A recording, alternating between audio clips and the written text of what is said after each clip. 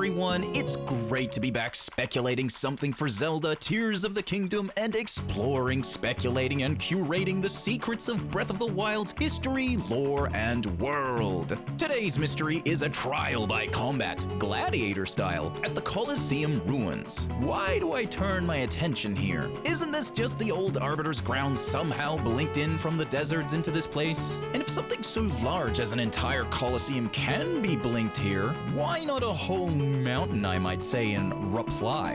Why not also slap a secret dungeon that leads to the top two whilst we're at it? Why bother putting windows on walls facing a mountainside? Clearly we've got something to discuss, thinkers, so grab a cup of thonk juice and let's get to thinking.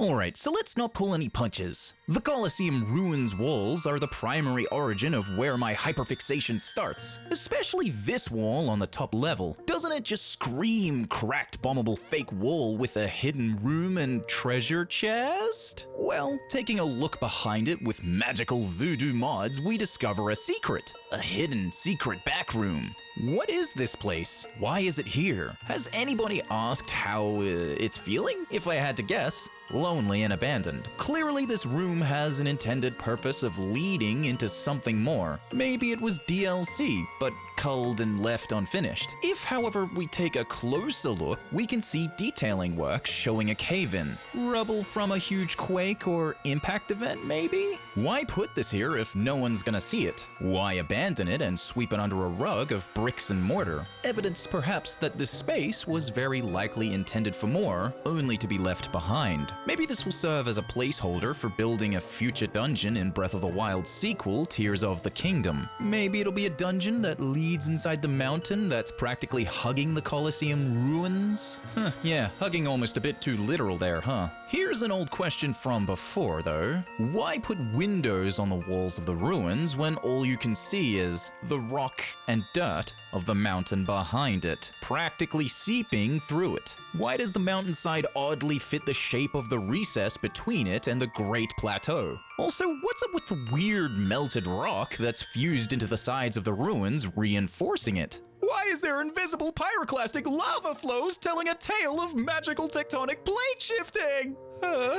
May I present to you the possibility that the Coliseum ruins well before Breath of the Wild's time, or even Age of Calamity's portrayed events, was indeed separate from the mountain. Maybe the mountain had internal components, like a dungeon, that led up to the Great Plateau. Maybe the mountain was a piece of the Great Plateau, broken off and moved using Yiga, aka Sheikah, earth magic, to ensure the Great Plateau was unable to be accessed by the forces of evil or the general public. Perhaps these are possible ideas that could explain why the Coliseum ruins isn't just next to the mountain, but literally fused with and integrated with the mountain itself. Over time, perhaps the secrets behind its back room would be lost, hidden and guarded by virtue of the military presence. This place is clearly structured like a battle coliseum at first glance, but if you really think about it, this would be far better suited as an outpost and training ground for the Hylian military. Maybe it functions as both, all in the guise of hiding the dark catacombs of a dungeon we have yet to see or may never see. And this is where I leave this mystery, this case unsolved, to you thinkers.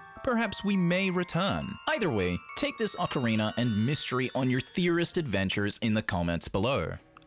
Thinkers, if you enjoyed this video, let me know your thoughts in the comments below and hit that like button and subscribe. If you want to support the channel's content monetarily, you can join as a member on Patreon or join on YouTube. Both will get your name in the credits and behind the scenes access. Now before I head out, be sure to share some of that love and support around at my partner's Instagram at ElfSpringArt. Additionally, Elfie is now open for commissions publicly, so if you want something created, again, head down to their Instagram page. Give them a follow. Love ya, Elfie!